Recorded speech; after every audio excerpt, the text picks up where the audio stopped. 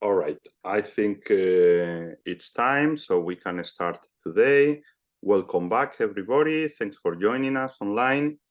Now, today we have the first practice. It's going to be the first lesson in the morning for us in Europe, afternoon in India, and late afternoon in China. And Paco is going to lead it. Essentially, we are going to learn how to do the basic steps about how to use CosmoLattice with one of the simplest scenarios. And then we'll have a couple of theory lectures, one on scalar fields on an expanding background, lattice formulation, and then the equivalent lattice formulation for abelian gauge fields. So Paco, I think the stage is yours. Please go ahead any moment you want. Hey, thank you very much, Danny. So, as Danny has said, today we are going to start with the first practice session, in which we will learn how to run the preheating model that we introduced yesterday on the last lecture, on the second lecture, which consists in two scalar fields. One is the inflaton that has a quartic potential, and this field is coupled to a second one through a quadratic interaction.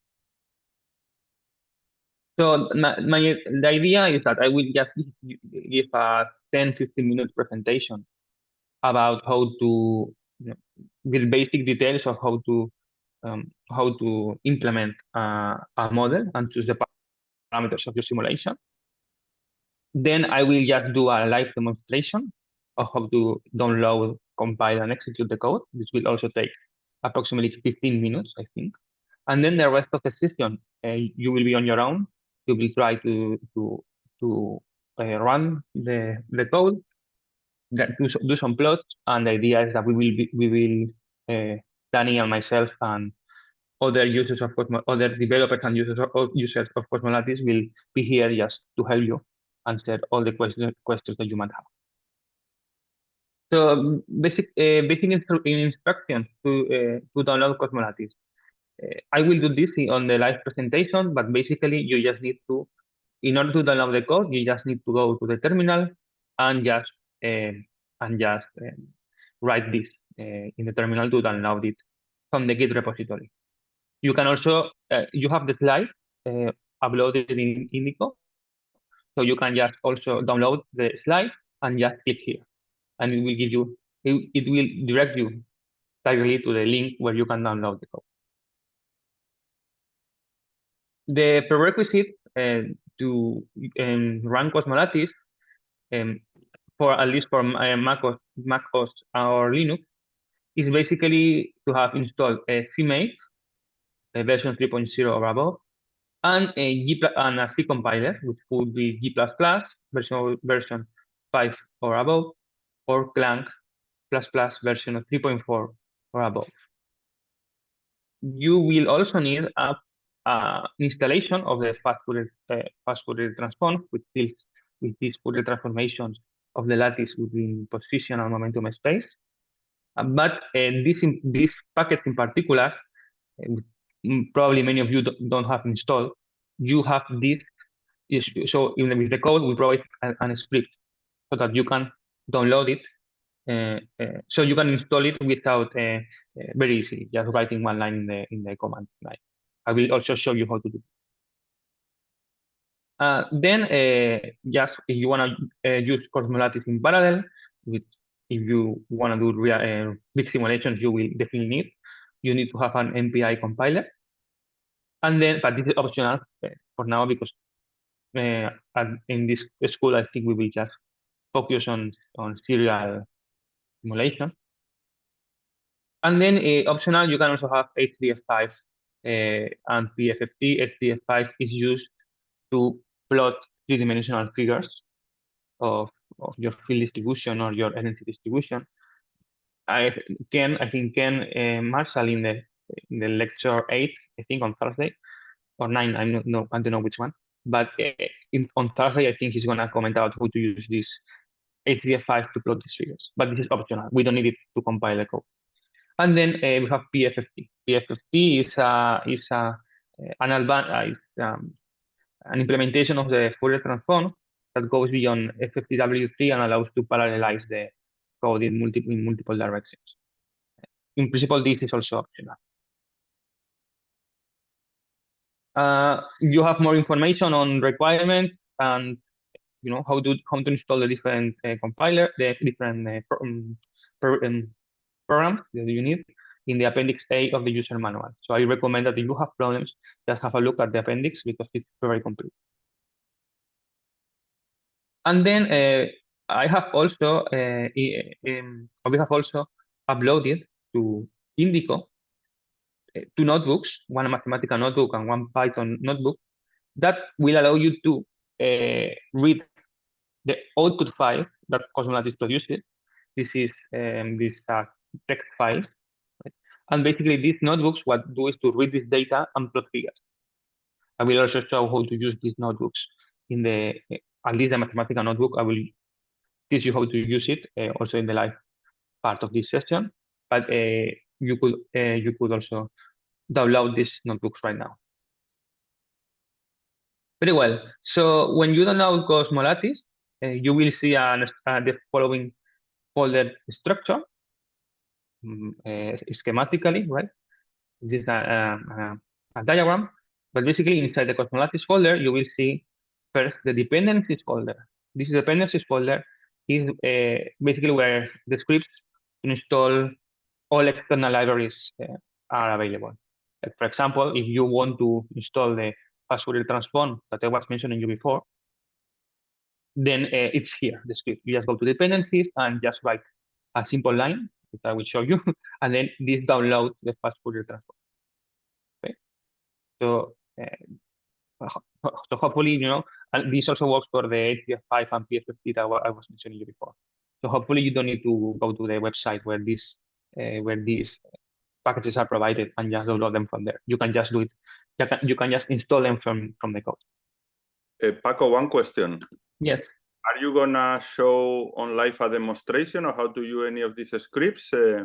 I will do the FFTW one because it's the most common one. Okay, excellent, thanks. And then you have the source folder, right?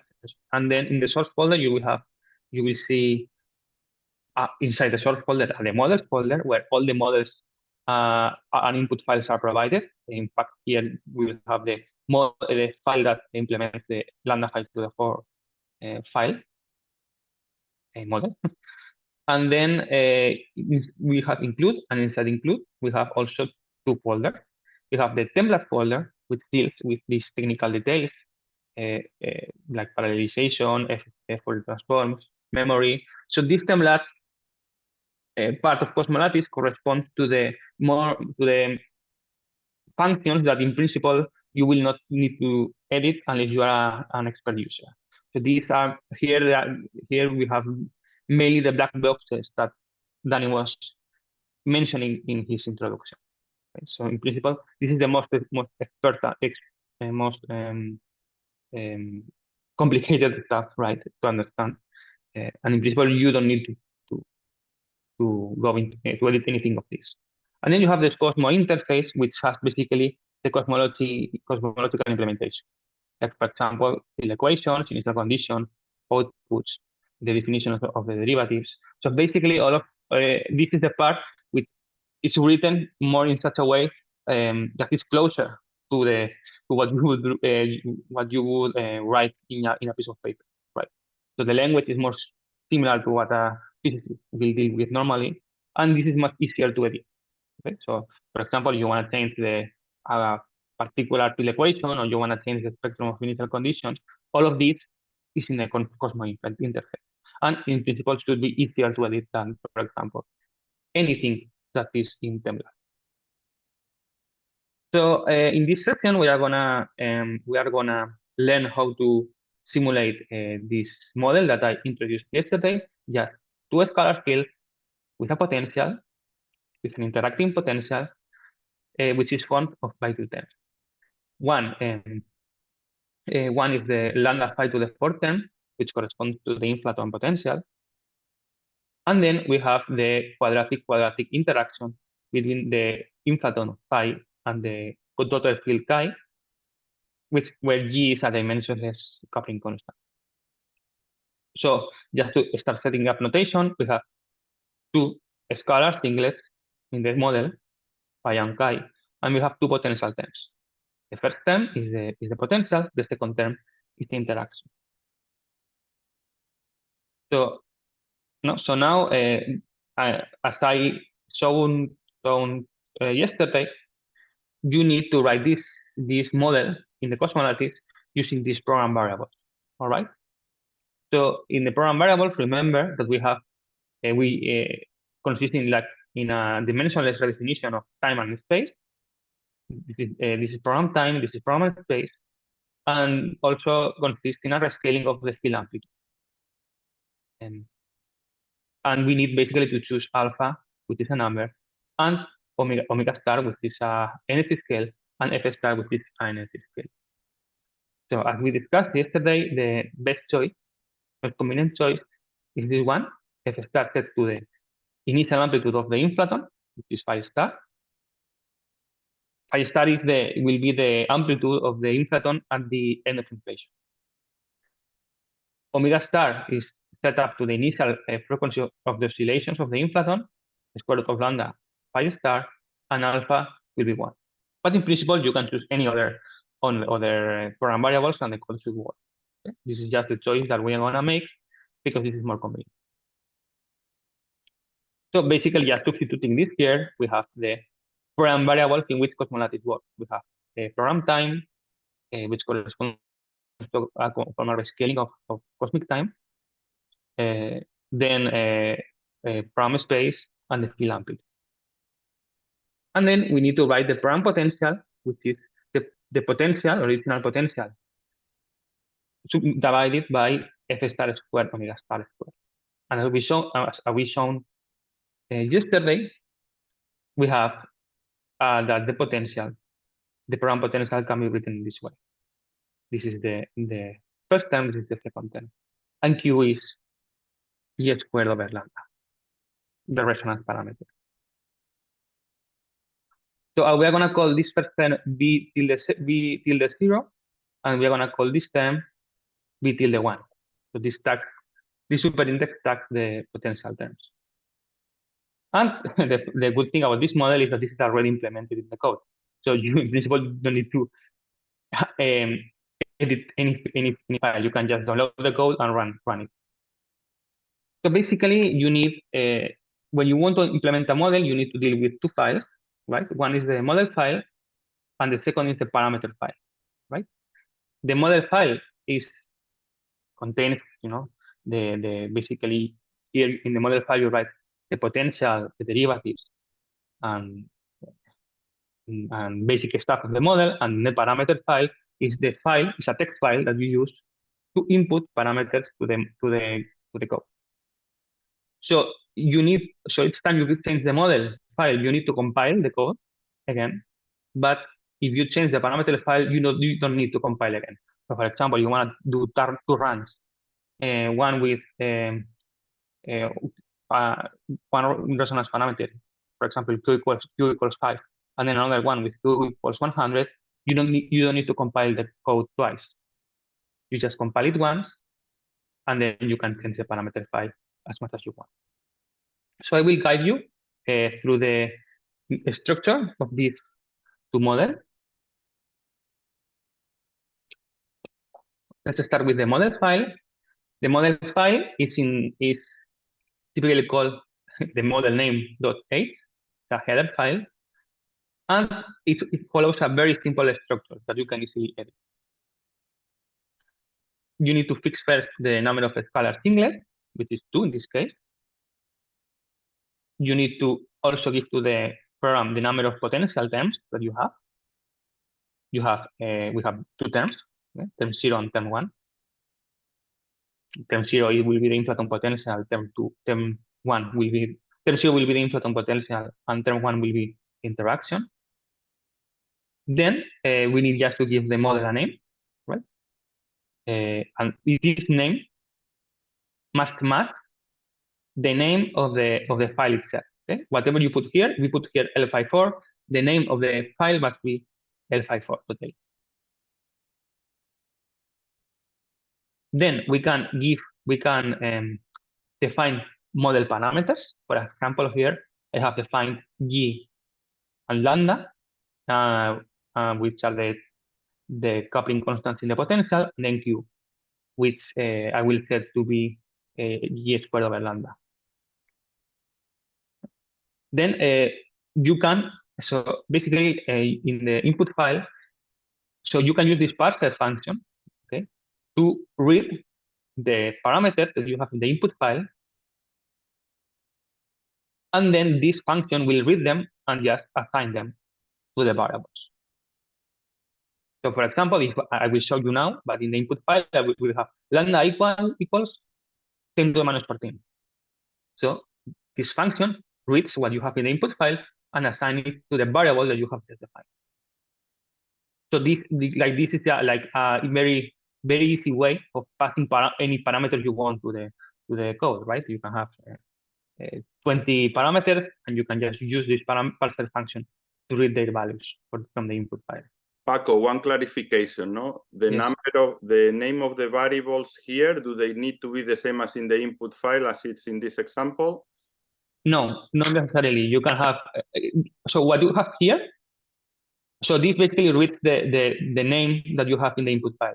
So you could have, for example, I don't know, here, lambda 1, okay, and call this lambda 2. So, yeah, basically the name of the parameter in the input file must match what you have here, but not the variable that you have defined here.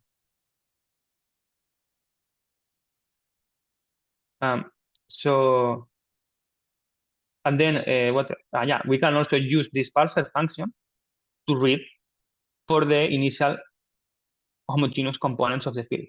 So for example, this first function will read the initial amplitude that you have specified in the input file of both fields, and then this function will read the initial momenta of the field, initial time derivatives. And this set, by the way, we can also set the default values. So for example, if we don't specify anything in the input file, this function will set the initial momenta of the field to 0. Then we have the definition of the program variables: alpha equals 1, f star equals phi star, okay? And omega star equals the square root of lambda phi star. And these variables are called alpha, f star, and omega star. One important thing is that these two variables, FLD S0 and pi S0, these are vectors, okay, that contain the initial homogeneous components of the field and of the time derivatives. So basically, when I say field S0 of 0, this is passing to f star the initial homogeneous component of the field, which is phi star. And then you basically need to write the potential terms. So this is V0 and this is V1. Okay? And then you need to write all the first derivatives and all the second derivatives of the potential with respect to the field. So we need to write explicitly the first derivative of the entire potential with respect to the first field. So this is 5 to the 4 over 4, 5 squared chi squared. This is 5 cubed chi squared chi, phi. This is just the derivative of the potential with respect to phi. And then we need to pass it the derivative of the potential with respect to chi. And you also need to include the second derivative. Okay? So this is the second derivative of the with respect to phi, and the second derivative of the potential with respect to phi. And then let's go to the input file or parameter file.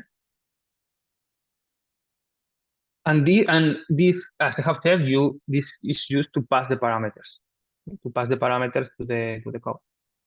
So first we can tell the code, okay, just all the output that you are gonna create, just create it in a particular folder. So you put // the output that's gonna be created is gonna be in the execution folder, but you can tell the code, okay, I want this output to be generated in another folder of my computer.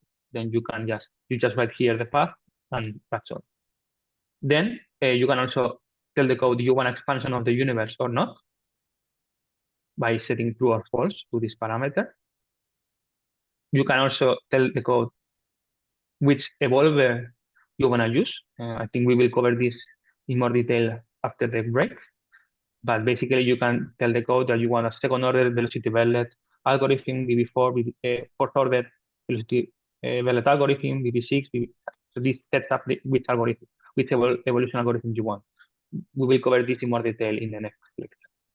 Then you give to the code the number of points you want per dimension, capital N, the time step, which is 0.01, the infrared momentum of your lattice, which is going to be in this case is going to be 0.75. And this sets up also the frequency of the output in which output is printed. So this the output frequent sets up the frequency in which volume averages are printed. This output infrequent sets up the frequency of the so-called infrequent output, which corresponds to spectra.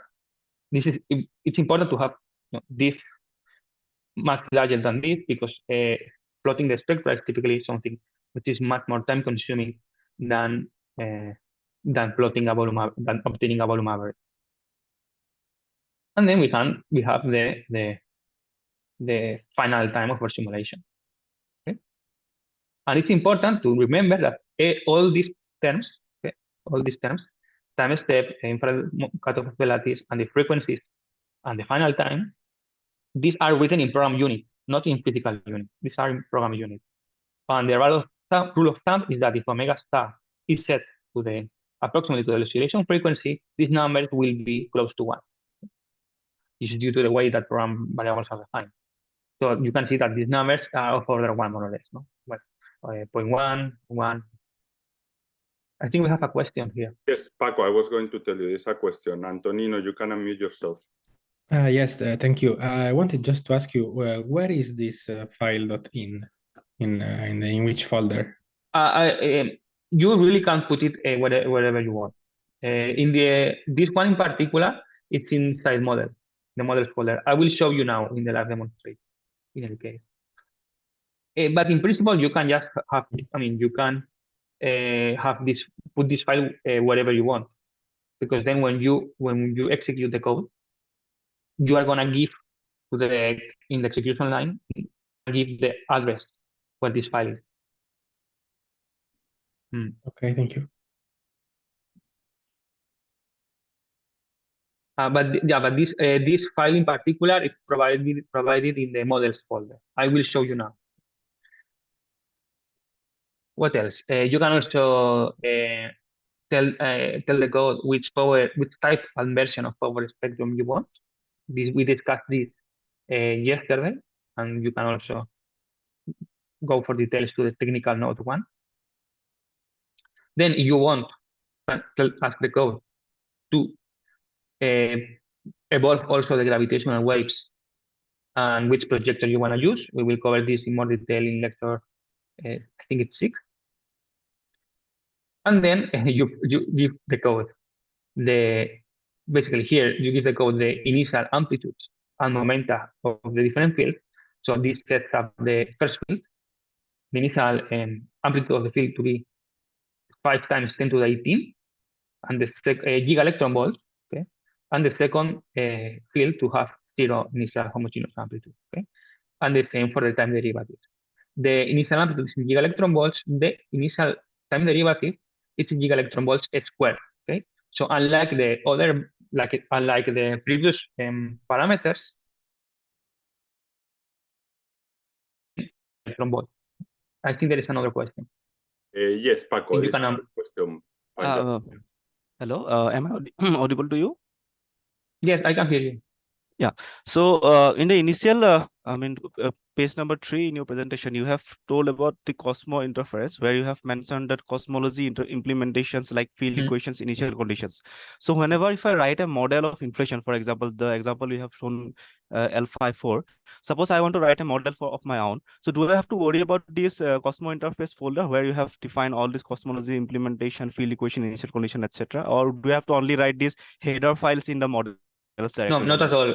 You want to just run vanilla CosmoLattice. If you want to just simulate a given potential, you just need to change the model file and the input file.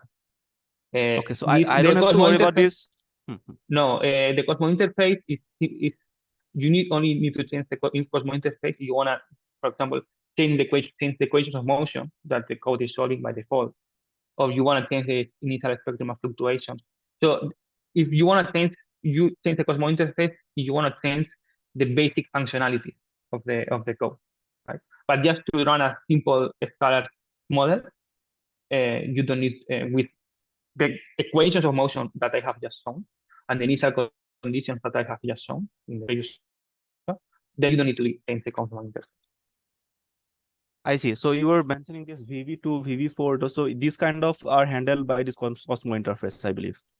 So I don't have Yes, to change those things. Yeah. No. Okay. But Thank you could, for example, implement another revolution algorithm. For that, Of my you own. need to, Of yeah, my own. exactly. Yeah. For that, you need to change the Cosmo interface. I see. Thank you. Okay, so yeah, and then we have the K cutoff, which sets up a cutoff for the initial fluctuations. So basically, modes with K that is larger than K cutoff will be not populated at the initial time.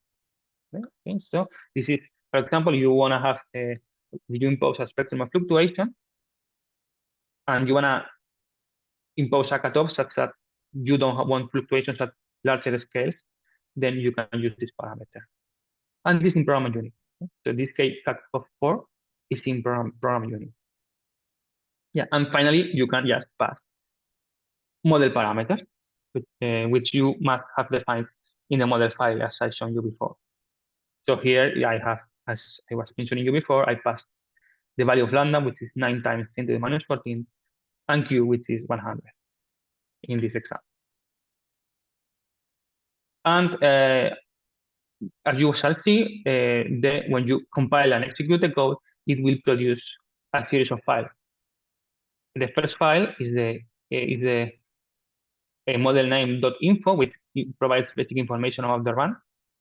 Then we have average scale factor, which gives you the evolution of the scale factor, the its time derivative, and the Hubble rate.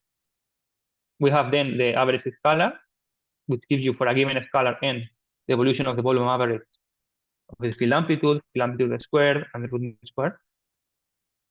Then it also monitors the conservation of the energy. In other words, if this second Friedman equation is obeyed throughout the evolution.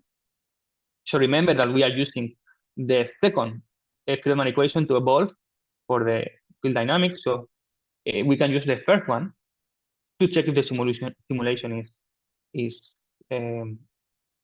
evolving correctly, right? Because this is a constraint of the evolution in the continuum. So yeah, so this basically plots the relative difference between the left-hand side and right-hand side of the equation.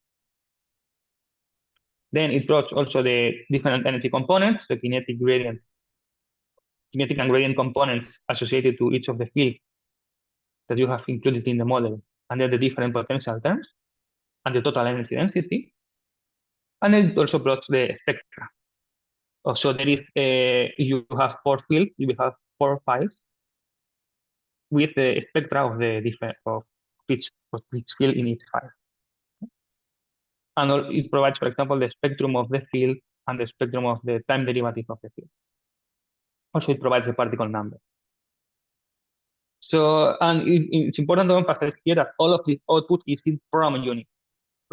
So you need to know very well which are your program units, because then if you wanna do a plot and put it in a paper, you need to convert these program units to physical units. So all of this is in program unit.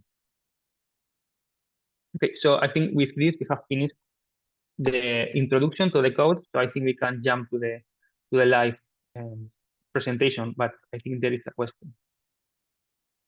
Yes, just wanted to ask you, are these output files like in the time series format that you can read both the time and the various variables? Because I read also these average spectra times. So Are they all time series format? So yeah, all the files, all the average files have as a first column the time.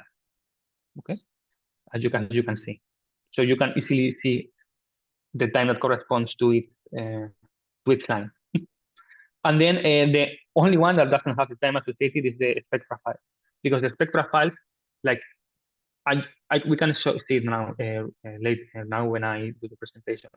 But basically, there is a block of lines that corresponds to each line, right?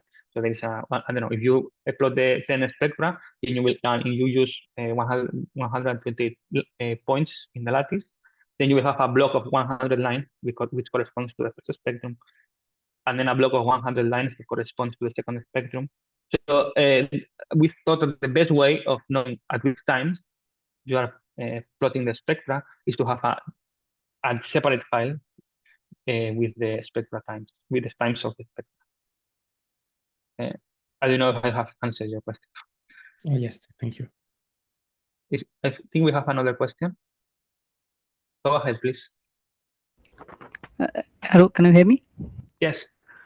So I have a couple of questions. One is, if I have some other fields, as for example, sigma chi-square, there's one more field, scalar field. You have taken two scalar fields with two potential terms. One is potential, and another is interaction. So if I give one more interaction with one more scalar field, so how do I change the your header file? So that is one question. And so let me answer first this question, and then okay. No, so it's very easy. You just need to add.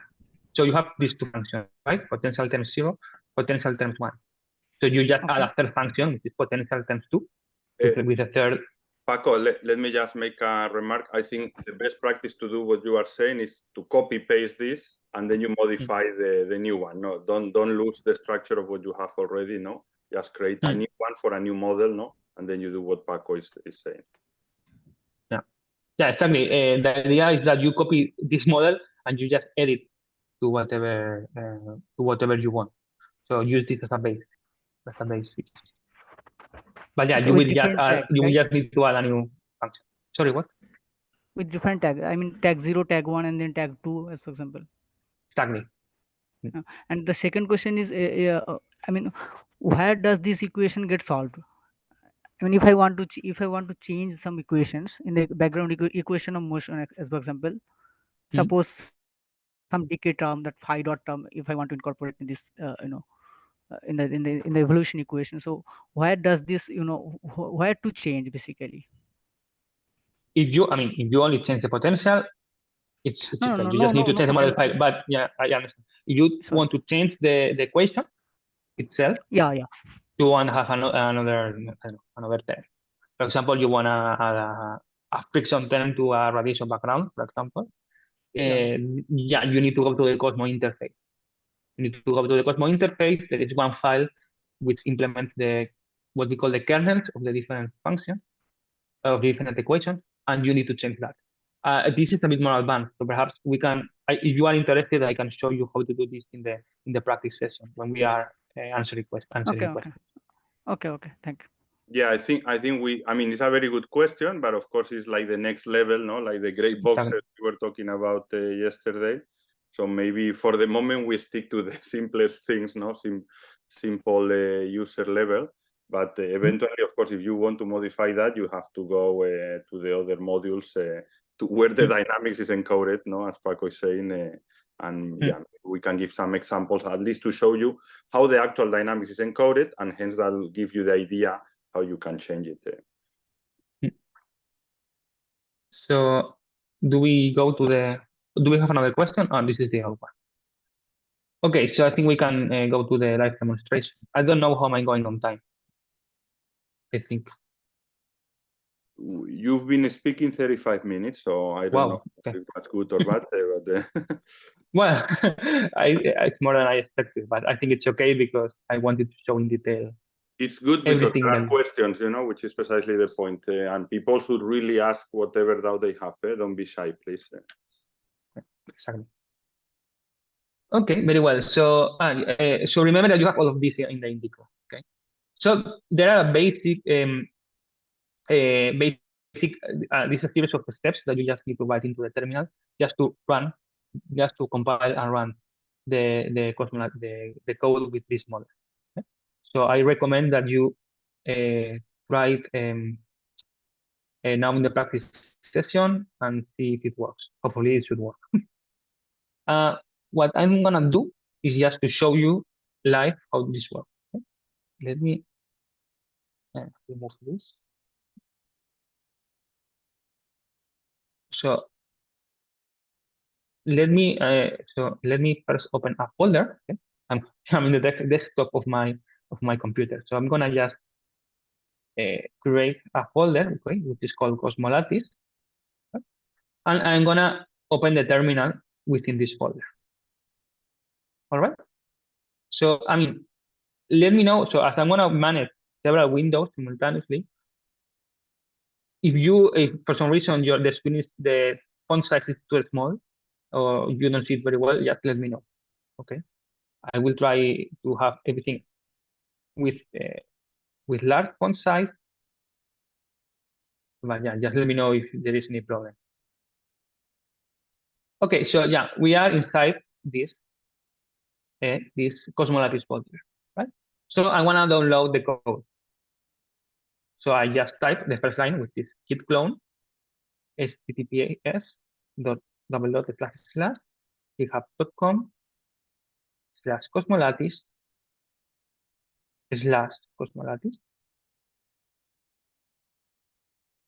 Very well. So we have, if you go to ls to see what we have inside the folder, yeah, this has created a second folder called CosmoLattice. Right? We go inside this folder, and then we have the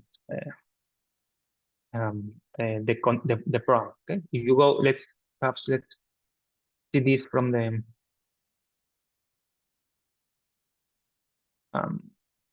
so let me see. So yeah, so yes, you can see that we have the source folder, right? And the dependencies folder I was mentioning before.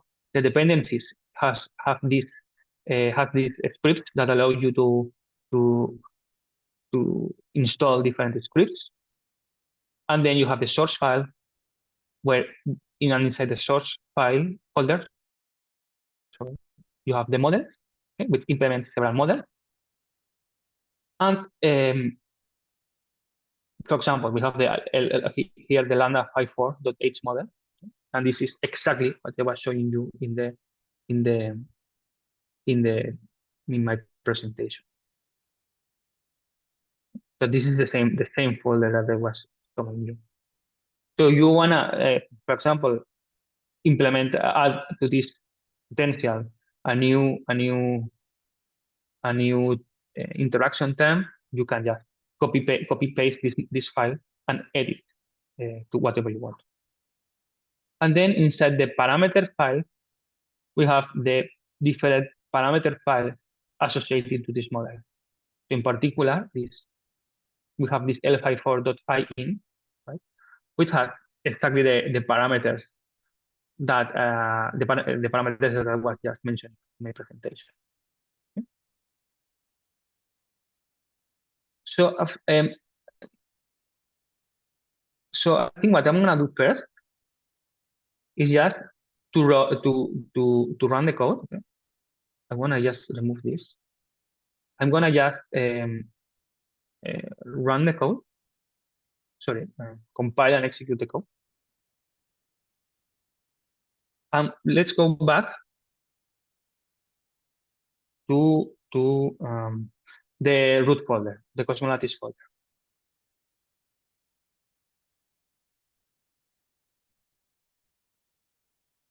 Very well. So the first thing that we are gonna do is to create a folder called build.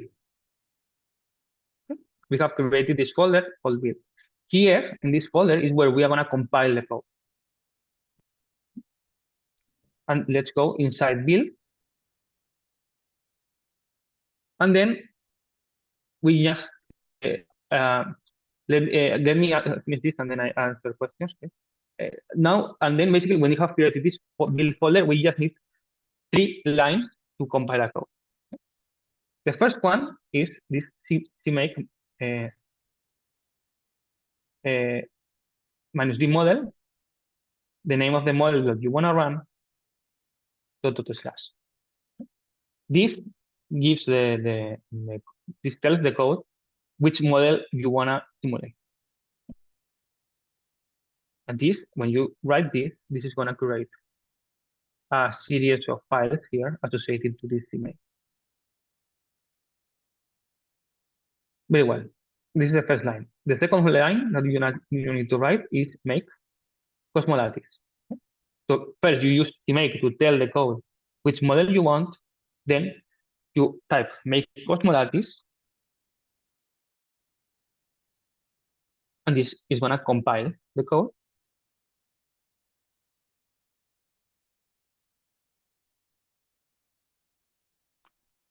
Hopefully, for this model, it should only take some seconds. Here it is.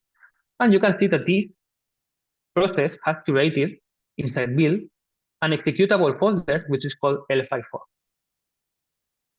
And then we just need to run to execute this executable file. We say /L54, and we also need to give to the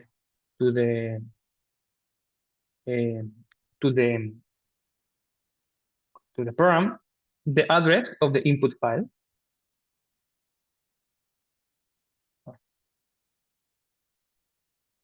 which is source model parameter file L54.py. Now there is a problem. Now there is a problem. This shouldn't happen. Perhaps I've written, yeah, because I've written parameter.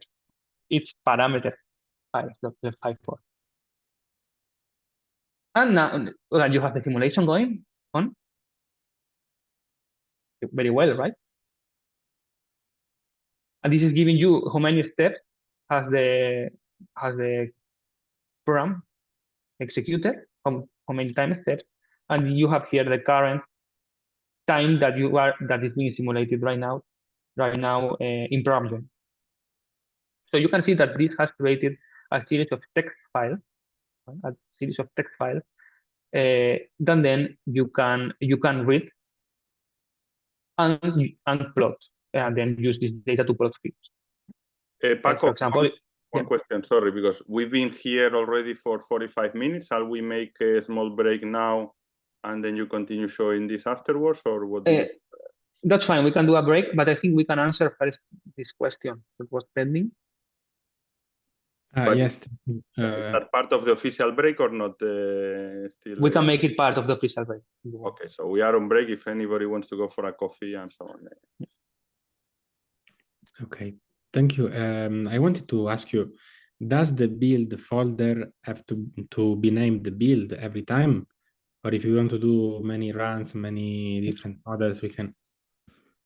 Not necessarily. I don't think you can call it, I think, whatever you want. This is basically to have the output that is being created separated from the rest of the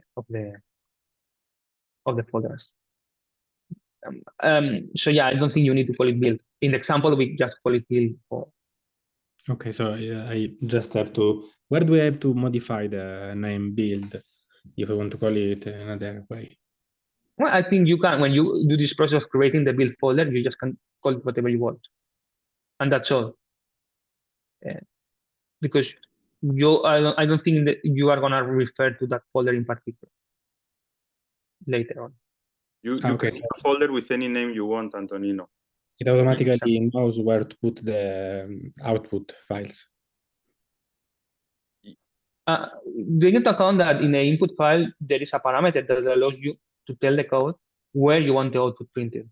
So if you are worried about having many simulations with many different outputs, well, you can set in the input file that one particular simulation, I want the output to be printed at a particular folder.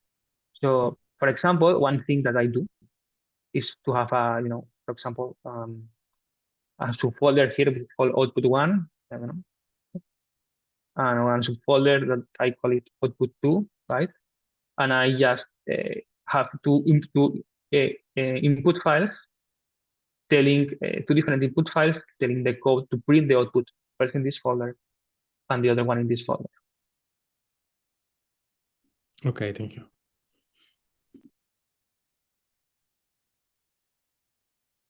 Yes. I think there is another question. Yes, Tucker, go ahead, please. Go ahead. Yeah, I was just going to see if you would show that last command one more time. What? Sorry.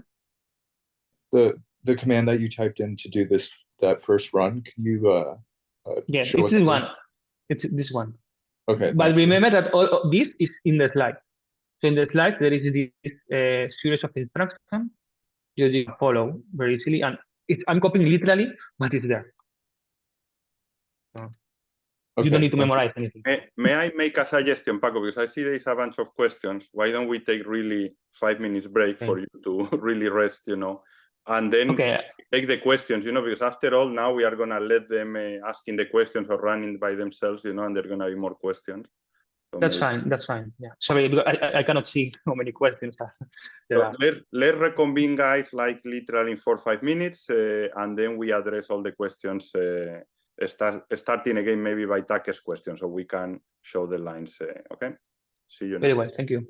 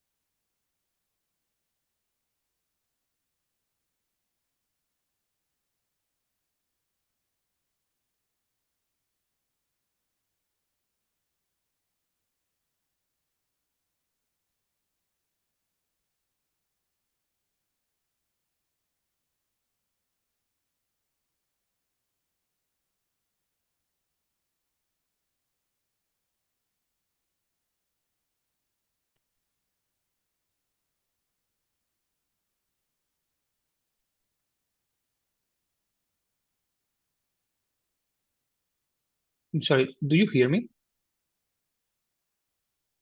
Yes. Okay, it's a bit weird because I don't. Am I sharing the screen right now? Yes.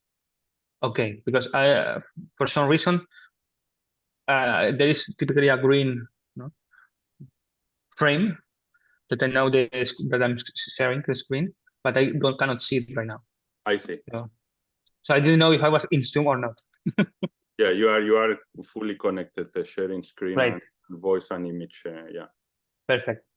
Yeah. Right.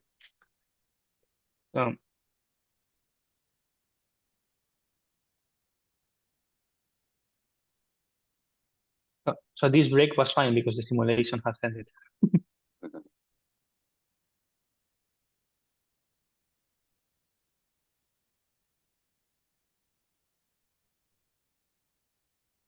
Okay, I guess we can reconvene.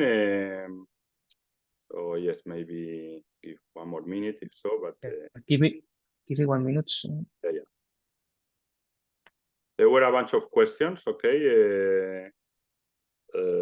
So you decide, Paco, whether you want to finish this real-time presentation and then we start asking all the questions. I think I want to finish the presentation because it's only just 5 minutes more, and then we can go through questions. Very Because I think really the only thing that I want to show right now is to basically see that this has created a series of text files, and then basically I'm going to use this mathematical notebook that, remember, that is the link is in the slide, and I just want to show that this basically this with all the text files and produce nice figures, right? So this is the scale factor. For example, you can obtain the evolution of the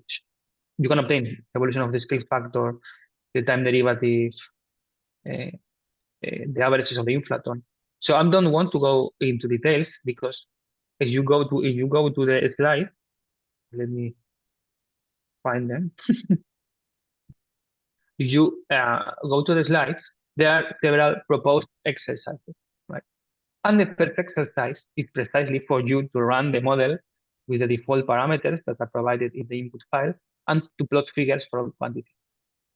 So basically, I think at this stage, I want to let you do the runs,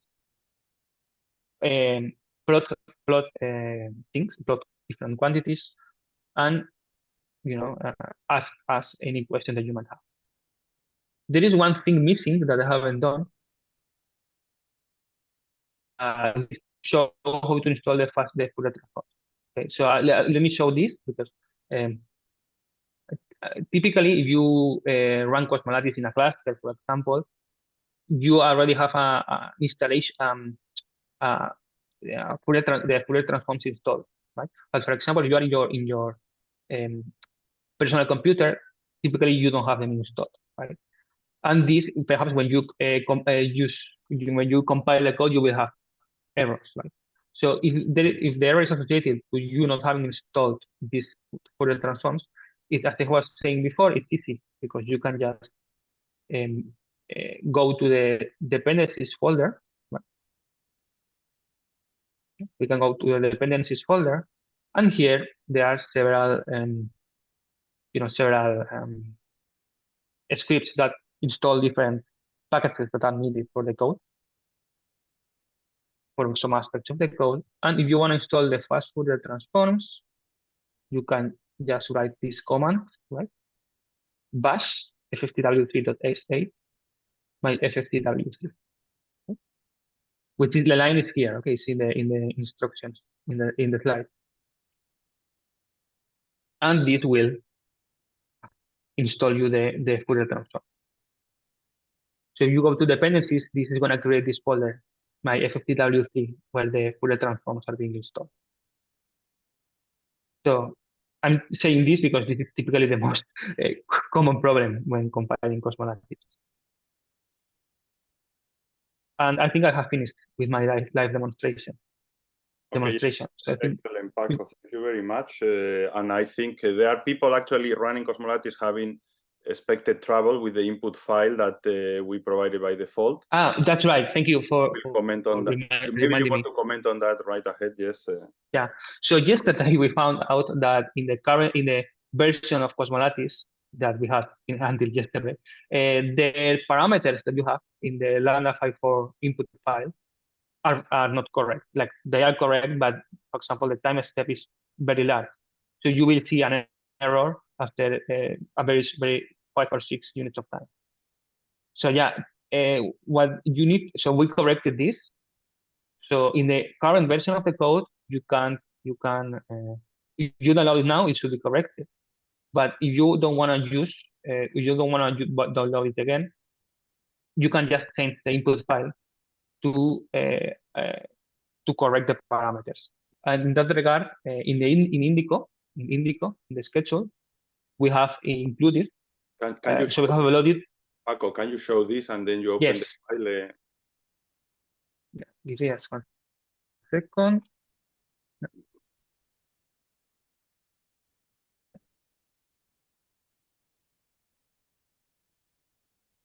Yeah,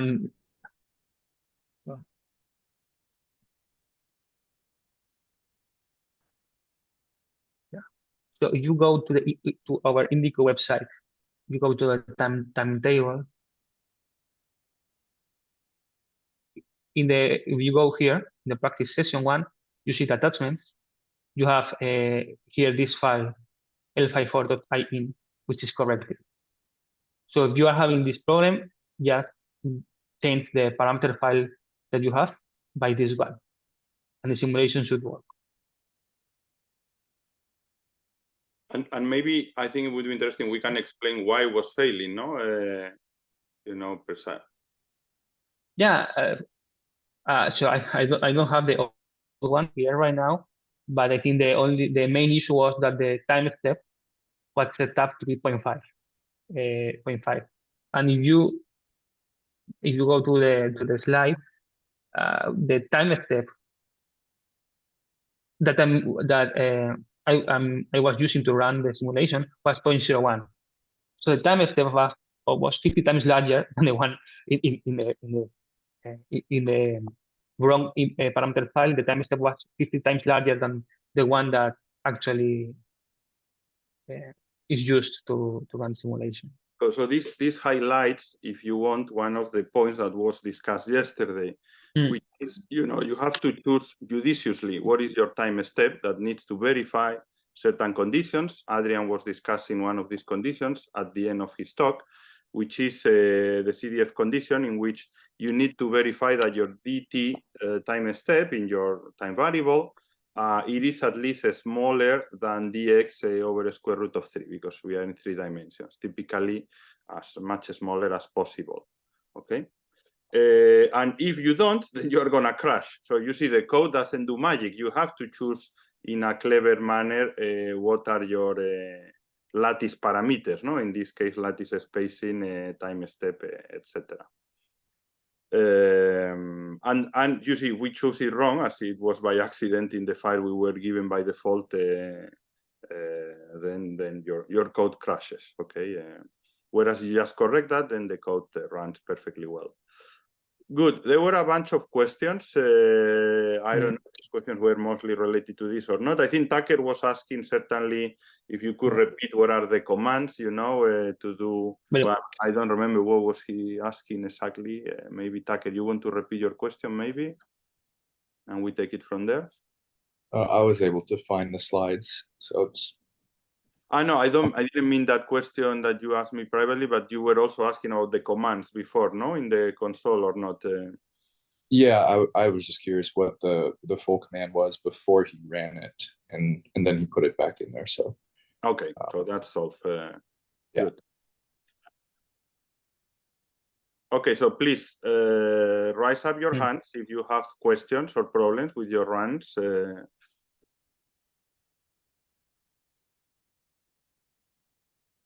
And meanwhile you do, for instance, I read out loud one comment by Christian Joanna. this person specifies that in their case, Mac Ventura, the installation of FFTW3 from dependencies directory didn't work. Yet they managed to install it using Mac ports. Yeah, thanks for the comment, Christian. This is actually, unfortunately, a problem we have to live with, meaning, we cannot manage to write an installation procedure that is going to work for everybody because machines are different, and at the end, unfortunately, this is a difficulty, that one encounters when installing CosmoLattice. It has this dependency on the FFTW package, and we need it. So you have to find one way or another. The automatic installation procedure that we provide in the dependencies directory, well, is meant to make your life simpler, but of course, as they go changing operative systems and machines, it becomes more and more difficult that it works all the time, for everybody. On the other hand, as you point out, in Linux, it worked perfectly well. So at the end of the day, you have to find your way. And in that respect, we cannot really help more than just telling you this, because at the end, you've got to struggle with your own machine, Or if you have a cluster, hopefully the FFTW is already installed. Otherwise, you have to ask your IT manager, to install it for you. So I recommend in that regard that you read the Appendix A of our user manual, because even if you have a working FFTW package installed, I think you also need to install it with certain commands, certain tags. So I recommend that you have a look at it. Can you show it, Paco? Can you show it? Just yeah, let me look for it.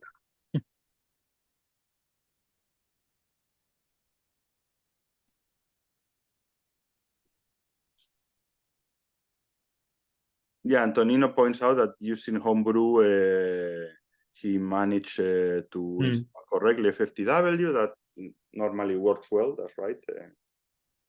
Yeah. For me, Homebrew also works. Yeah.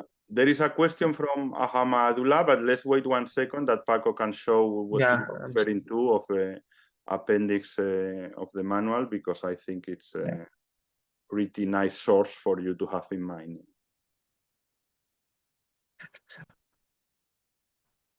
Our manual is so long that it takes a while to download. Thanks, Alfredo, for your comment. Yeah, no, I can tell you that 2-3 years ago, I think it was working perfectly fine in most Macs, this automatic installation that Adrian prepared, but nowadays it's failing more and more, I'm afraid. So you have to figure out with Homebrew or your own means to install it. Yeah, so I think it should be, so in Appendix A, oh no, this is the reference list. Oh, yeah.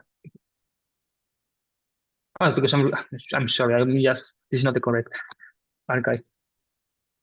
I'm sorry.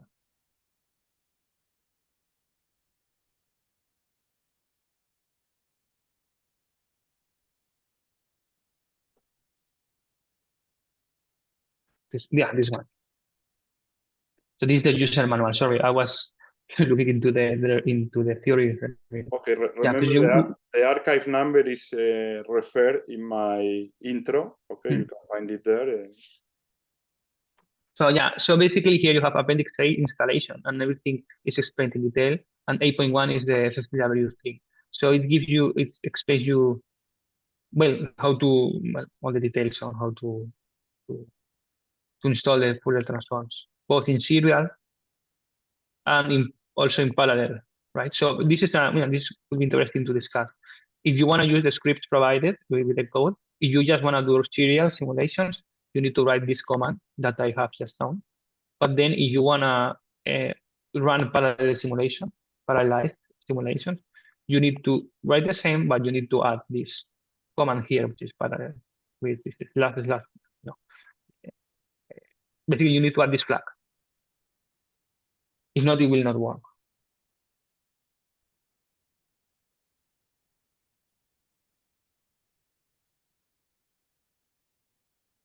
I think there are other questions.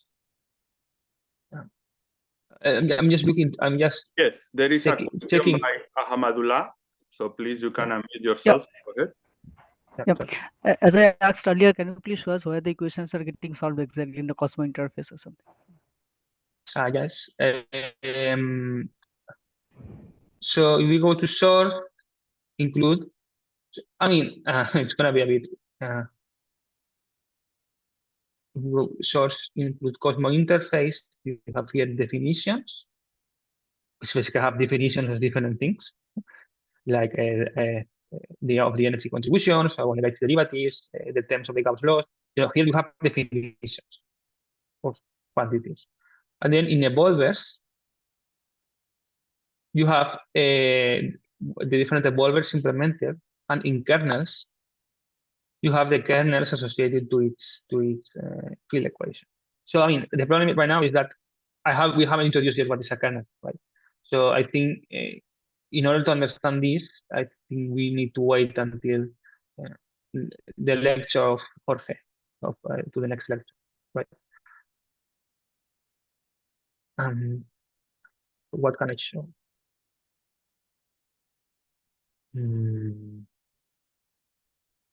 Perhaps I can show you the CosmoLattice CPP, which is the main file.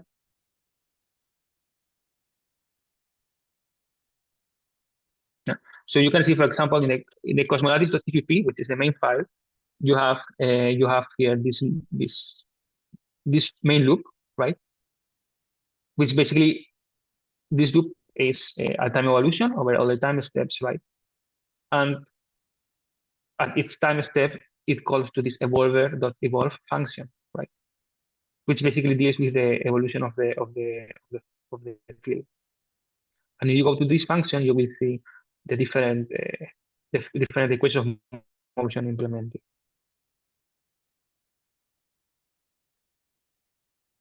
But this is a bit more advanced to what we want to do right now.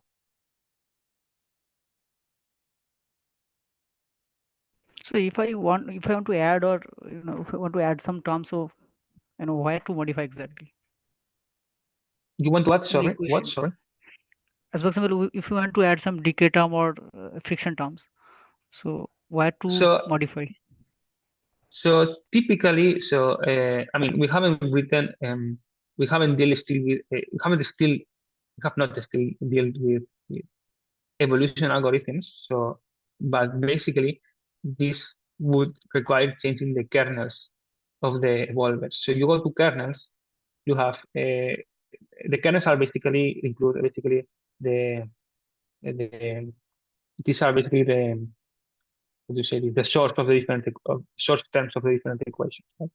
So, for example, if you go to the scalar singlet kernel here, you can see that this is calling this includes the Laplacian term and the derivative of the potential, the derivative of the potential. Right? So this is so basically you can write, the idea is that you can write this second order scalar equation as a set of two first order differential equations, and you can identify the kernels of the different equations there, and the kernels include the short term, right? So for example, in this case, the scalar field is solved by the derivative of the potential here, but you can also include extra terms here, for example. So here, for example, you could include this K channel to towards another field species, for example. Okay, thanks.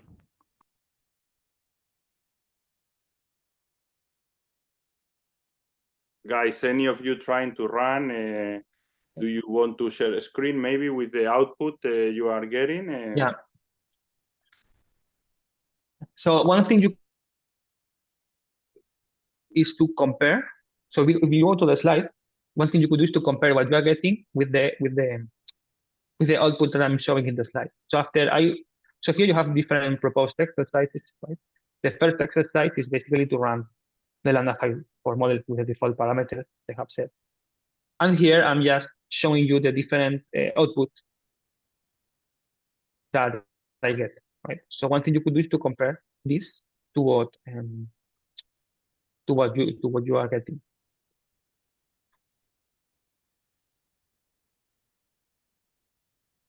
Any brave one who wants to share their output? files, and then we plot them on real time.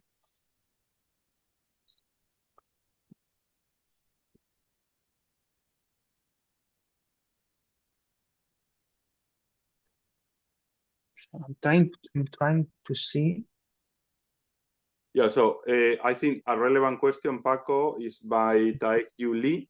Is there any way that they can understand what each column means in the output? Yes, there is parameter that allows you to include headers into the text files. So, for example, I don't remember which one. I need to look for it. But basically, there's a parameter that you can specify in the input file so that you add headers into the text files. And for example, it says what you are getting in each column. Perhaps I can look for the command. And meanwhile, Paco looks for the command. Obviously, all of this is explained in the manual. You know, if you go to the manual, you'll see precisely what each column of any output are. You know, so the point is, in principle, you know, we are showing you how to use CosmoLattice, but the idea is you don't use it blindly. You go to the manual and check for any circumstance you may want to figure out. In this case, what are the output columns of, say, a spectrum or, say, mean values, etc. You know, so best way is always look in the manual for what are these circumstances in CosmoLattice. Of course, another way would be you enter into the code, you see where things are printed, and then you'll see immediately what things are being printed as the different columns. No, but even without looking into the code, which ultimately should be the way to go to understand what the code does, you have everything explained of this kind in the manual.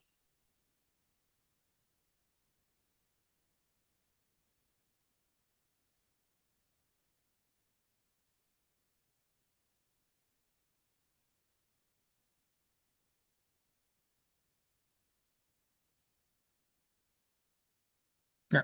Okay, so here, you go to the user manual, in appendix, I think it's appendix B, you have a table with all the parameters that the code uses.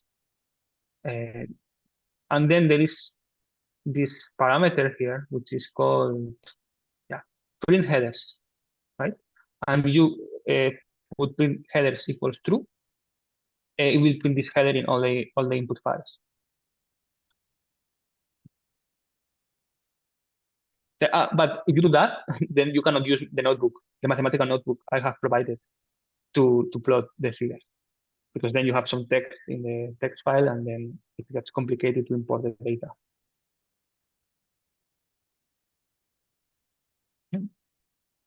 But you have also the output in the slide. If you go to the slide, you have here that you have literally column by column what each file prints. This is also in the manual, of course.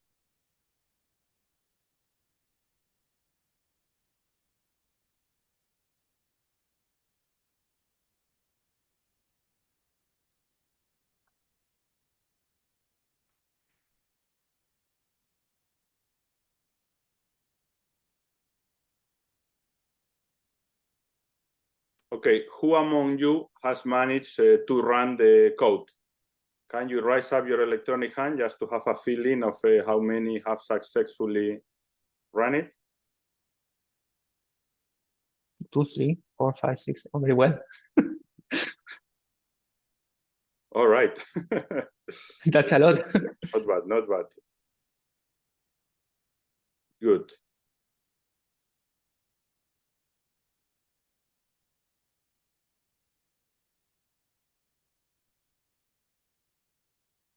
A third of the people that are connected right now, kind of. No, but the number is going up and down, so I'm not sure if.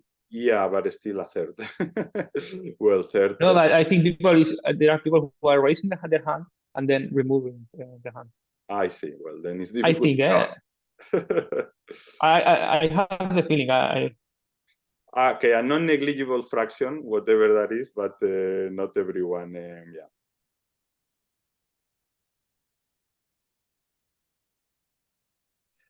Paco, maybe you want to show the Mathematica now more in detail. Oh, yes. With Yeah, time, of course. to show how the output looks and what they should be getting with the given parameters they have input.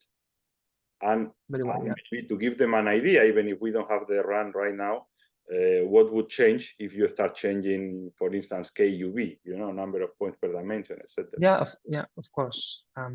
Okay, thank you very much, guys, for the feedback. You can lower your hands if you want. Yeah.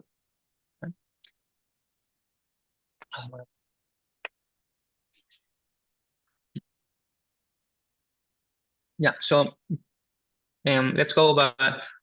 So I think instead of using the notebook, I'm gonna use the slides, because in the slides I have comments. Let me look for them. I don't know where. Yeah, this one. Yeah.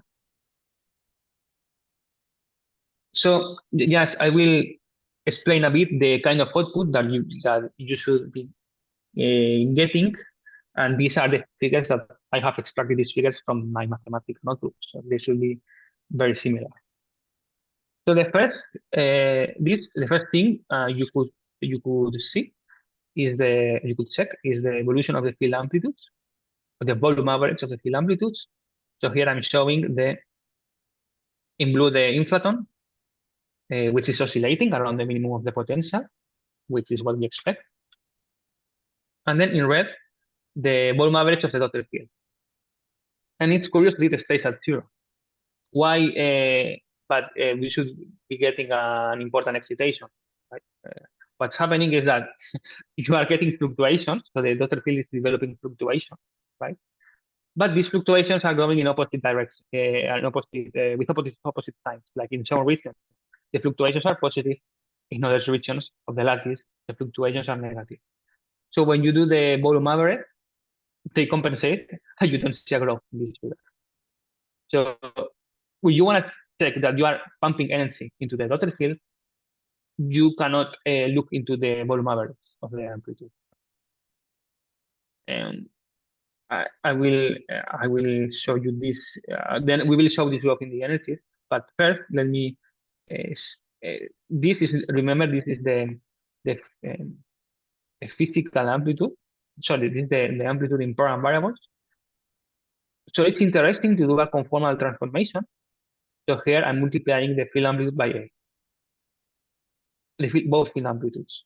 And it's nice because then in this way you can see identify clearly at which time you have back reaction. You have back reaction of the dotted field onto the inflaton field. Until this time, until time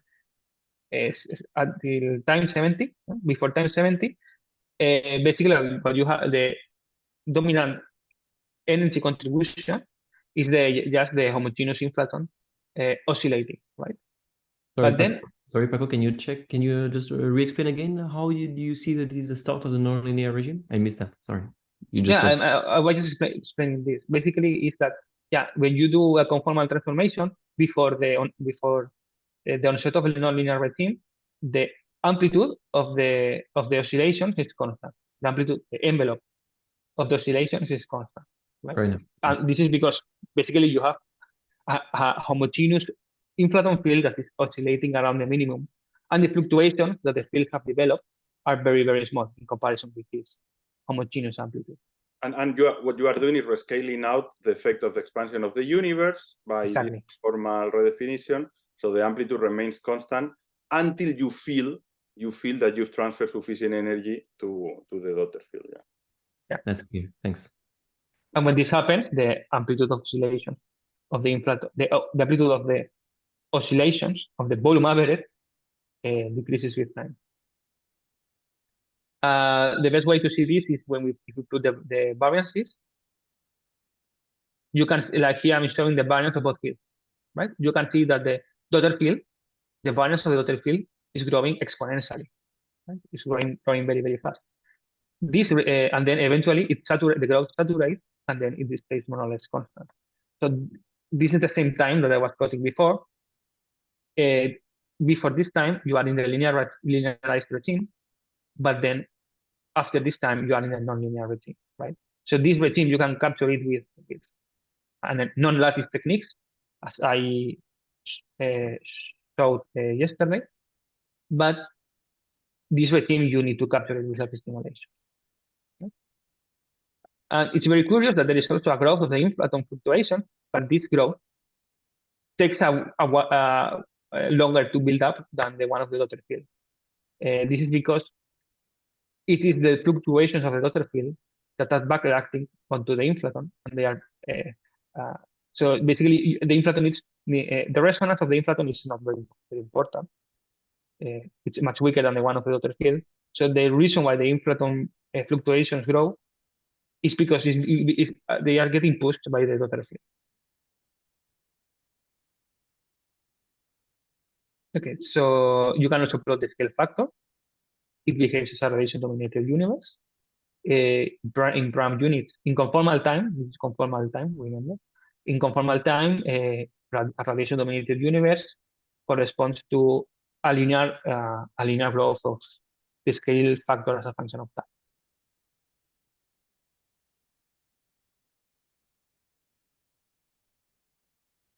So algorithms, as I have said, use second Riemann equations to evolve for the scale factor. So we can use the first one to check if the accuracy of estimation, right? And we denote this energy conservation. So you can see that this is showing the relative difference between the left-hand side and right-hand side of the Riemann equations. So you can see that during the entire evolution of the system, it remains below 10 to the minus 3.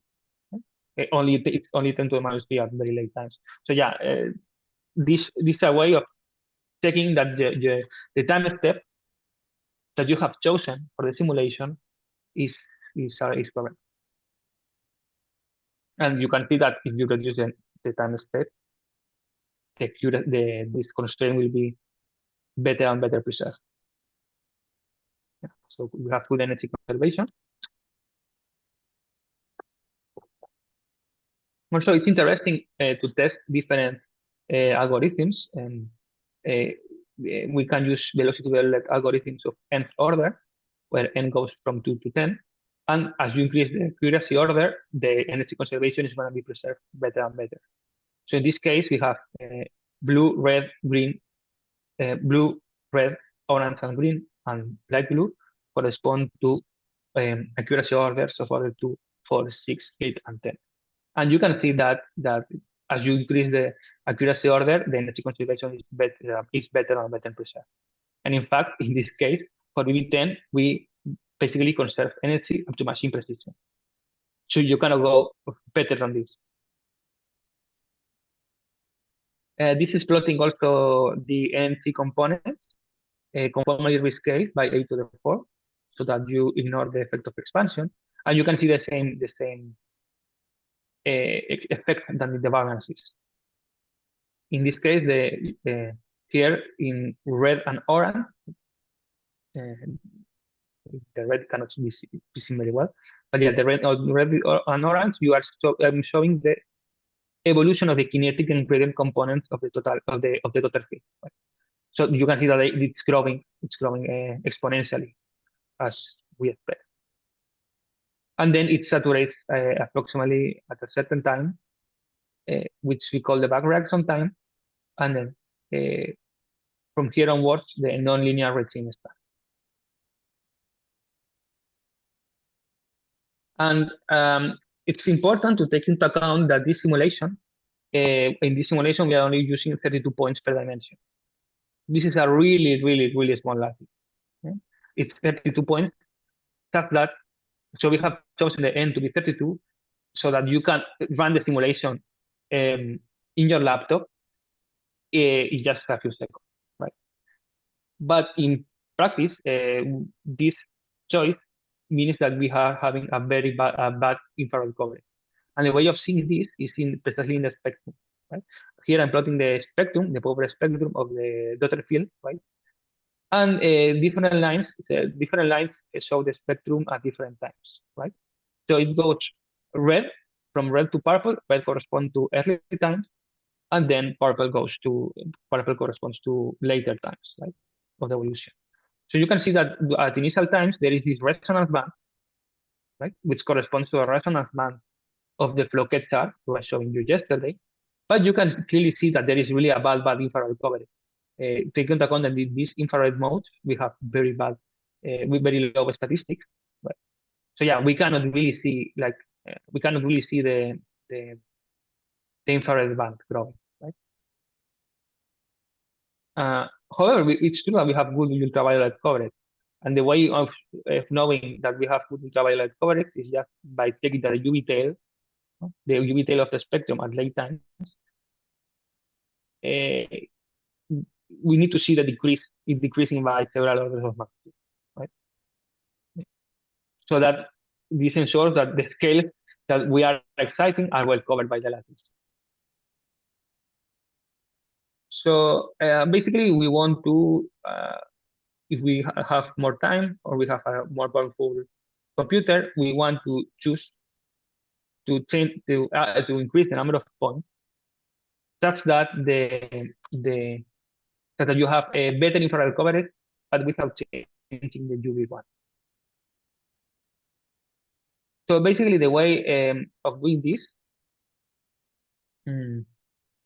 So with our choice of parameters, we have that the ultraviolet momentum is 20.8, and the lattice spacing is 0.26, and we don't want to change K max. We only want to change KIR. And there are two ways of changing KIR. One is to change the number of points. But the problem is that it increases the simulation time by NQ. And the other way is to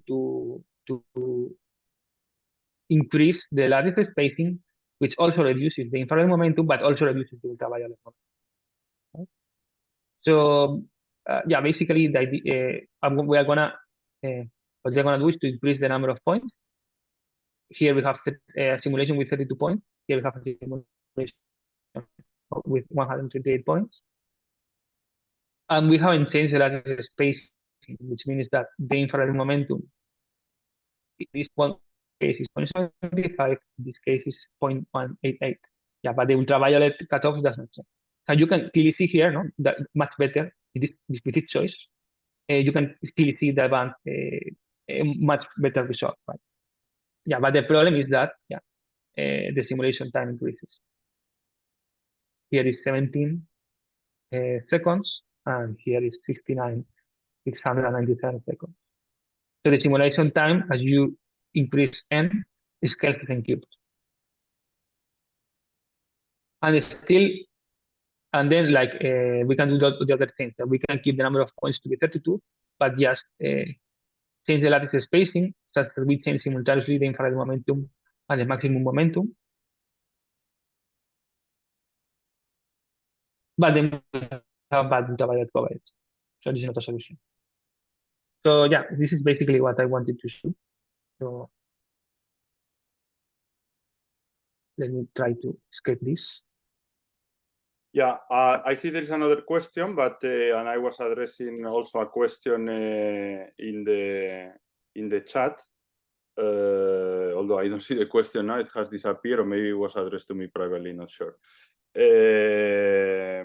Oh, Christian deleted. Okay, maybe you can put it back, Christian, because it was a good question. I think this is now time for the break, for the coffee break. Of course, we can, we can stay here, organizers or lecturers, to address some of your questions. But please feel free to take a break. We'll go for coffee, etc., and we reconvene 11 a.m. Here in Europe. I believe it's 2:30 in India and 6 p.m. in China. But please, if I'm saying this wrong, please let me know, because yeah, sometimes I hesitate. What's the time shift? Okay, thank you guys. Let's take the break. And in any case, if you have more questions, please, we will still here, or at least I will be here if Paco wants to take a break. No, I will be here also. Okay, one thing I want to address, because you keep asking the same, and you keep asking it privately, instead of in the common chat, so everybody would see it. The slides are already shared, okay? Not all of them, just the ones we've covered. You can find them in the Indico website of our conference. If you go to the schedule, as Paco was showing before, in the right corners, you'll be always able you'll be always able to find the slides and some extra material. And the videos that you are also requesting, we will make them available as soon as possible. I just want to think what is the best format to pass them to you. So we might have to wait for next week, perhaps, or if I manage, I'll make them available this week already. But yeah, this needs to be worked out. Whereas the slides, the PDFs are already all available so far that we have the ones we've covered in the website of the conference. Okay, Christian, what how am Christian? Okay, that was the question of Christian, but my answer came before. Let me put it here. Yeah. So Christian is raising up the question of whether we should be worried about the fact that we don't take into account gravitational perturbations, and in particular their back reaction into the field dynamics. Now, it turns out that in the majority of cases, this is negligible. The reason being gravity is very weak, and even if you have very wild nonlinear matter field dynamics, the gravitational perturbations are still very small. Of course, there are circumstances like scenarios of inflation where you produce PBH because you enlarge very much your scalar perturbation, where they could matter. Okay, but these are typically exceptional cases. In the majority of the cases that we address, there is no problem whatsoever. For instance, to give you an example, preheating scenarios where all the energy goes into daughter fields, and there are huge gradients of the same order as the dominant energy budget of the universe, still the gravitational potentials are very minor and their back reaction very minor. And this has been checked explicitly with full GR simulations where they don't separate into background and scalar perturbations, the dynamics, and the outcome of the matter field dynamics is pretty much the same at the statistical level. Okay, I'm referring to a simulation of John Giblin et al., in case you know the literature. So in general, it's not a concern. However, in practice, it can be very interesting to look at these gravitational perturbations, and that's why we have the module for gravitational waves, which in a passive manner takes as a source the scalar fields or the gauge fields as a source, and then you compute what is the gravitational wave background. And we are working out now in a module to provide the curvature perturbation in all kind of setups. Okay. Good. I hope these concerns or questions by Christian, Joanna are addressed. Yeah. Okay, Antonino, you have a question? Let's go in order with your hands. Yeah. Yes, thank you. Just a basic question. I was trying to run the Python routine that you put in the website for the plots and etc. And it says that it requires LaTeX. So do you need LaTeX to run that routine installed? To run which routines? Sorry. The routine that you put on the CosmoLattice page, the for the lambda phi to the fourth with the Python. The Python one. Yeah, I didn't develop the Python notebook. It was Adrian. That notebook is Adrian's. So I cannot really help you with that. I'm sorry. I am only author of the mathematical notebook. Okay. Yes. Let's pass the question to Adrian. I'm sorry. Perhaps Adrian. Exactly. Adrian will be joining us at 3 in the discussion session at 3:30. So I think you can ask him then. Okay, thank you. So I have answered some questions on the chat. Yeah. But I think I have. I answer first. Well, let's answer whichever question you choose. Okay, Devika, please, can you go ahead? Hi, could you please explain once more what is meant by bad UV coverage or bad IR coverage? Yes, of course. So basically, so these are two different things, right? Infrared coverage. So we saw yesterday that typically, for example, in the lambda phi to the 4 case, the initial growth of the field modes happens at certain infrared bands, right? That basically from k equals 0 to k a certain value. So we want that band to be covered. Okay. Because it's the one that is getting excited. So one thing you could do is is knowing your which infrared momenta you are exciting. You need to ensure that the lattice it's to ensure that the lattice covers those momenta. So here, in this case, for example, as the number of points is very small and KIR is very large, we only have like one beam or two beams at most covered in the band, right? So so one solution is to reduce the Chi infrared. So here is 0.75, and then here, like for example, this is here KIR is 70 sorry, yeah. KIR is 0.75, and here it's just 0.25. So the band is covered by more beams. When the ultraviolet coverage is something different because it appears at later times. Normally, it appears during the nonlinear routine. Let me make an appreciation to the Vika. What Paco said is completely true. However, it's true for scenarios where the band of excitation, it goes all the way from 0 in momentum up to a given cutoff. Getting one or two beams only is not going to be a super bad approximation. Okay, and that's why the two plots really are similar. All right. However, imagine you have a band of excitation that comes from 1K finite to another higher K. So it's a finite range of momenta. Then in that case, if you are not capturing well that band, assuming it's in the infrared, then obviously you are going to miss completely your dynamics. You see, because if you don't go all the way down to 0 in your excitation band, then of course you are going to be missing things if you don't cover if you don't cover good enough that finite range of momenta of the initial excitation. Okay. Sorry, Paco, then you can go with the UV. No, thank you, Danny. And then related to the UV coverage, well, this is a problem that happens at late times during the nonlinear routine, right?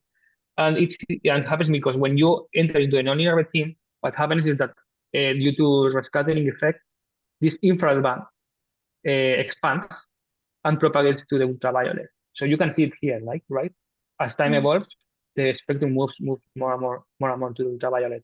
So if you don't have, if KUV is small enough, there is going to be a point in which the spectrum moves away from the momenta that you are covering, and then you cannot process that. You are going to miss this dynamic. So you need to play with both, with infrared momentum and ultraviolet momentum. Okay. To capture both the initial dynamic and the late dynamic. Paco, do you happen to have any spectrum that is zoom in that we can see better somehow the peak structure of a spectrum by any chance in your presentation? You mean, but this is not like this, but with all the nodes? No, I mean zoom in. So the fact that we focus on the range of interest of the last. Well, I can't. No, I don't think I have. No, I don't mean that. That's not gonna help to explain here what I wanted to highlight. Okay. Anyways, never mind. Seb, you have a question, right? Since a while, please go ahead. Yes. Sorry, maybe the question has already been asked. I mean, because I have to be away for 30 minutes in the middle of this previous lecture. I ran the code 2 days ago with the default parameters, and after a few steps, it was exploding all the output file, like average scale factor energy and so on, is none. Basically, I have 8 numbers. I cannot screen share, but yeah, we have addressed this issue. The problem was that yesterday we realized that the input file that is provided that was provided with CosmoLattice had wrong parameters. Like for example, the time step was too large. So basically, I did it 2 days ago, and because of that, it was not working. If I download the correct file now, sorry, I was not there. Yeah. So basically, if you download the code now the parameters should be corrected.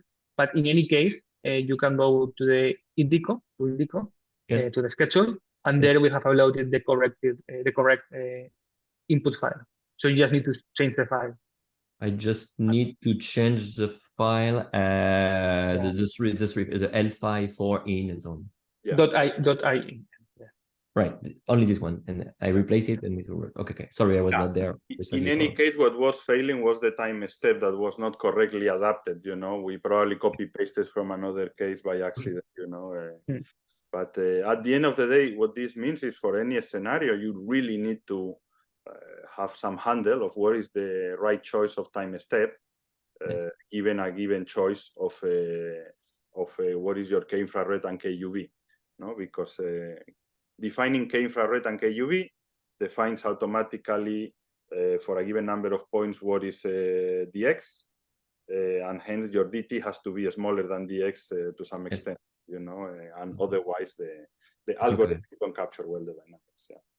Okay, sorry for I was. No, 30 minutes, so I wasn't. Sorry for the typo we had. Sorry about that. Yeah. Oh, okay, I corrected that. So I think in the chat there are more questions. Yeah, but I think Gian answer themselves. Yeah. Okay. Great. Yeah. Yeah, I have another question. Please go to the notebook of the energy density. Because when I can you hear me? Yes, we hear you. Yes, we can hear you. Yes, when I plot the phi dot, I see the phi dot is decrease first and then increase to 0 around.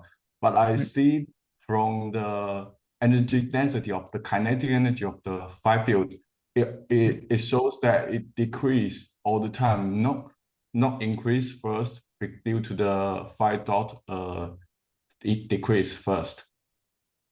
Can you go to the notebook of the energy density? Yes. So of the kinetic field of phi field. Yes. Yes. I have 200 windows open. I cannot remove this. Okay. Yeah.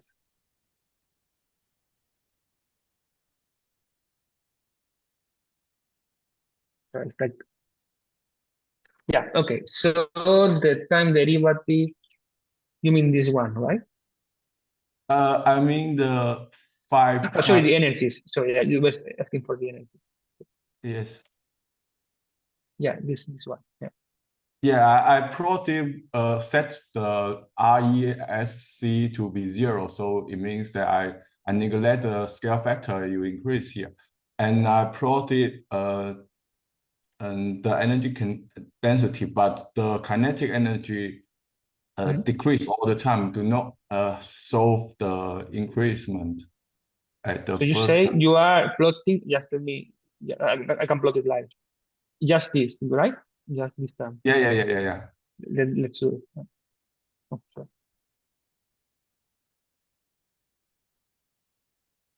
Yeah.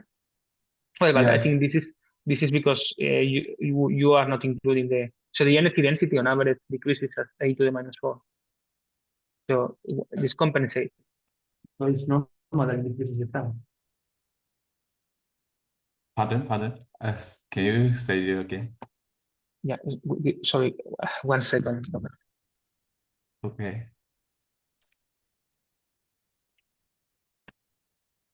Do you hear me well? I mean, when I will see this energy density, it shows that it decreases all the time, right?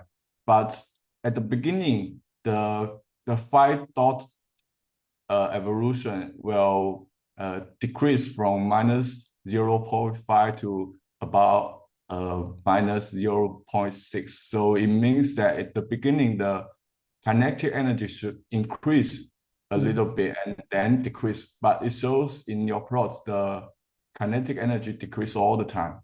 Yeah, I want to show both plots together. So it's decreasing. You also need to remove the scale factor of the time derivative. Yeah. Can you extract the data of the phi prime? This is the data for the phi, right? The phi field. Yes. Yeah, let's see. Usually average scalar 0, but Yes. so it's Yeah, 1, it's the and it's sorry, this minus 0.5, minus 0.51, 52. yes, at the beginning it decreases, right? So the kinetic energy should increase at the beginning. I mean, by looking at this term. Sorry, I don't follow. So give me one Paco, second. can you show the plots of the velocity and the kinetic energy? That is what worries him. Yeah, no, is this precisely this is the kinetic energy? That's again. Can you zoom in the initial time? That's what's worrying him. Sorry. Yeah.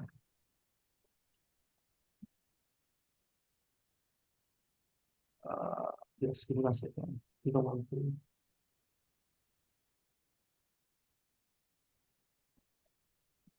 So this is the kinetic energy. This is become the scale factor. So it's decreasing. No? Yeah. And then this is the And then the velocity. The velocity now. No, but this is the field amplitude or the velocity, Paco? Sorry. No, sorry. Yeah, sorry. It's not the. Yeah, it's the. Yeah, no, it's the field amplitude. So I'm sorry. Yeah, I thought I was plotting the time derivative. Yes, you need to. I'm looking for. This is the third column. Yeah. No, so I need to read. So I need to import the field. So I'm just importing the data to create the function. Thank you. Yes. And then I'm gonna plot this. So yeah. Yes, you can see at the beginning this the velocity decrease. So it for the kinetic term it should increase, right, at the beginning. What do you mean the kinetic term should increase? Sorry.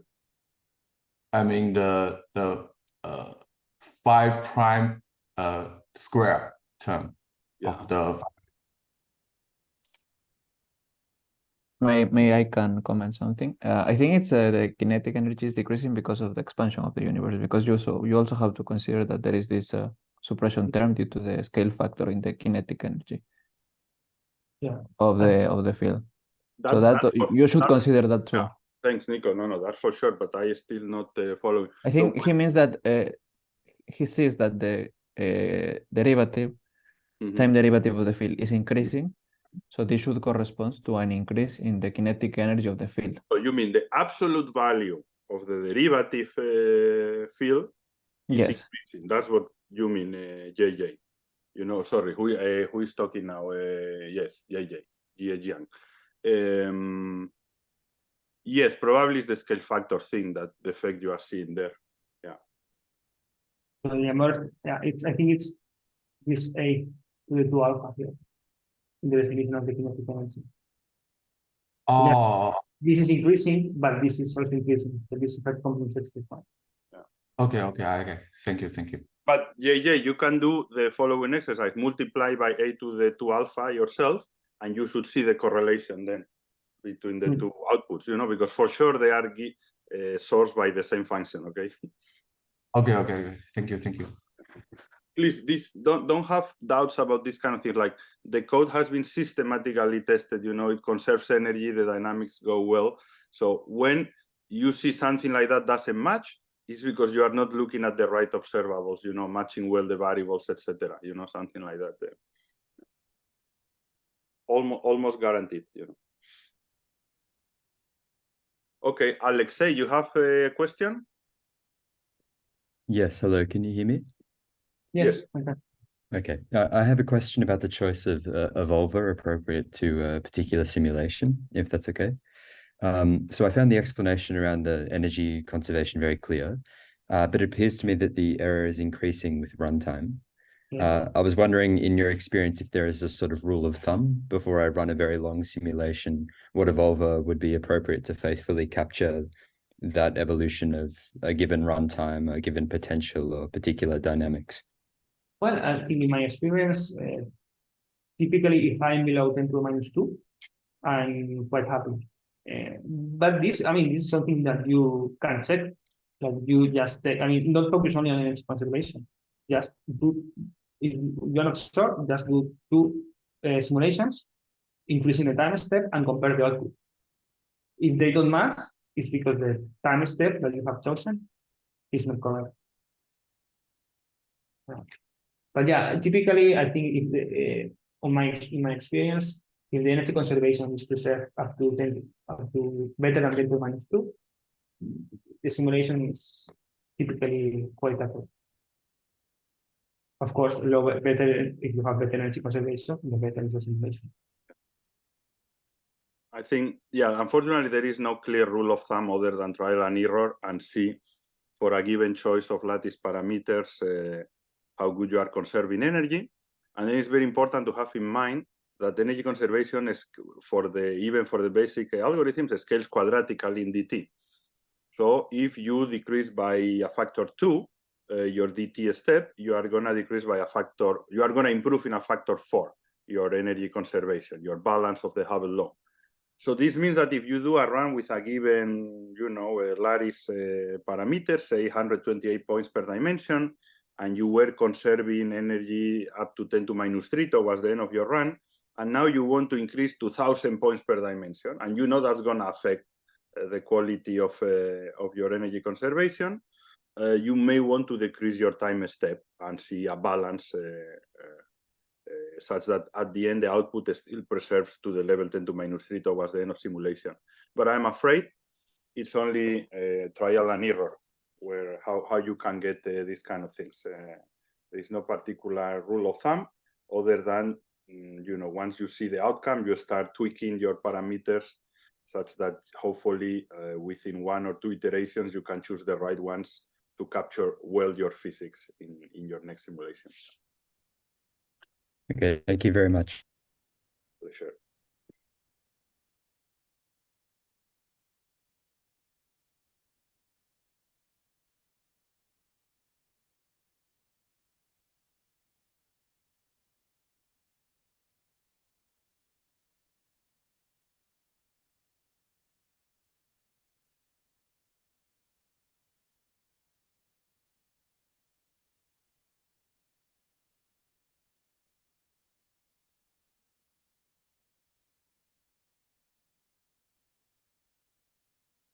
Vale.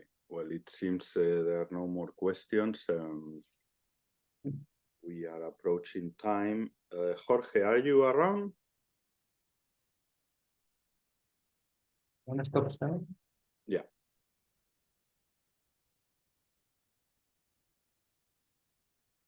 Jorge, you around? Let me reach him separately.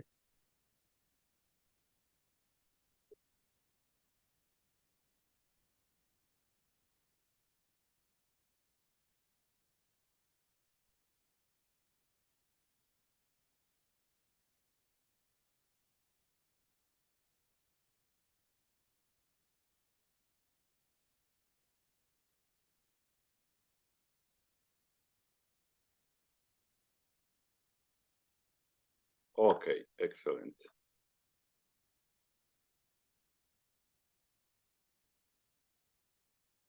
I take that Jorge, is you sharing a screen right now?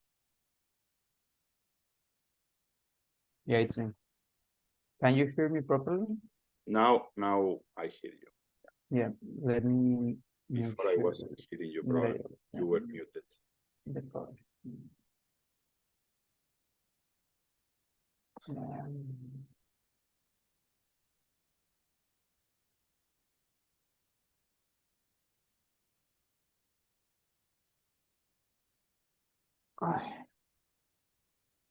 So maybe I share the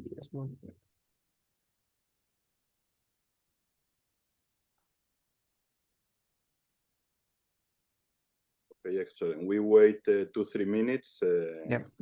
then we go. Actually, now I'm gonna stop recording and start afterwards again.